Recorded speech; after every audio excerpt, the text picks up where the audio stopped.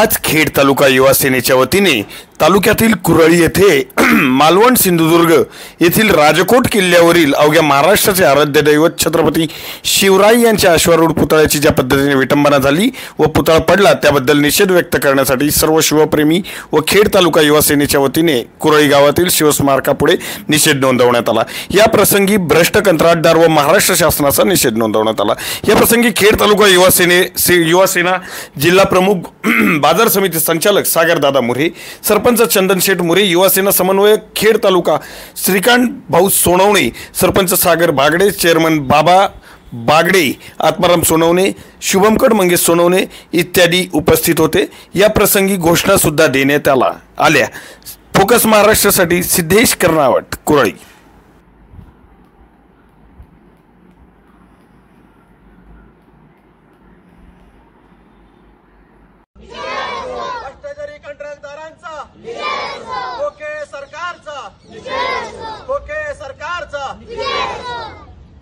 जय शिवराय।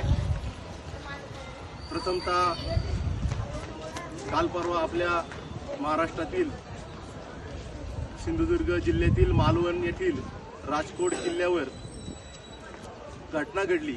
आपल्या अखंड हिंदुस्थानचं आराध्य दैवत छत्रपती शिवराय यांच्या पुतळ्याची ज्या पद्धतीने विटंबना झाली त्याबद्दल प्रथमतः मी शिवसेना व युवसेना परिवार खेड तालुका यांच्या वतीने निषेध व्यक्त करतो।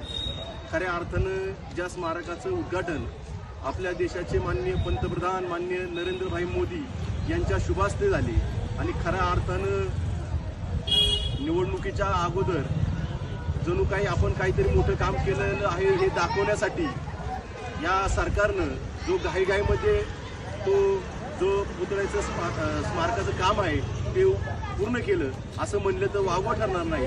कारण कोट्यावधीचा पुतळा हा इतक्या लवकर पडतोच कसा हा माझ्यासारख्या सर्वसामान्य शिवप्रेमींना आज प्रश्न आहे। याचं उत्तर सरकारने द्यावं ही आमची विनंती आहे। खऱ्या अर्थानं कोट्यावधीचे पुतळे ज्या पद्धतीने बनत आहे त्याच पद्धतीने काही कोट्यावधीचे पूल या ठिकाणी ढासळत आहे।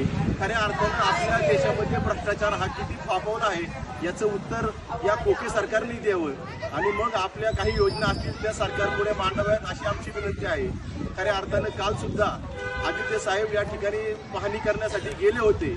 त्यांनाही काही तेथील कोकणातील कोंबडी चोरांनी त्या घटनेचा काहीतरी विपर्यास व्हावा आणि त्या ठिकाणी काहीतरी अनुचित प्रकार घडावा म्हणून काहीतरी कृत्य त्या ठिकाणी केले। परंतु त्या कोंबडी चोरांना एका वाघाची नजर काय असते ही काल अवघ्या महाराष्ट्राने पाहिली। त्याबद्दलही मी त्या सर्वांचं निषेध व्यक्त करतो आणि या सरकारला विनंती आहे कमीत कमी आमच्या सर्व हिंदू प्रेमींचं किंवा अख्ख्या शिवप्रेमींचं जे आराध्य दैवत छत्रपती शिवराय आहे त्यांच्या बाबतीत तरी तुम्ही असा भ्रष्टाचार करू नका आणि येणाऱ्या काळात त्या ठिकाणी चांगला महाराजांचा पुतळा लवकरात लवकर उभा राहावा अशी आम्ही सर्व शिवप्रेमींच्या वतीने विनंती करतो आणि या ठिकाणी थांबतो। जय शिवराय।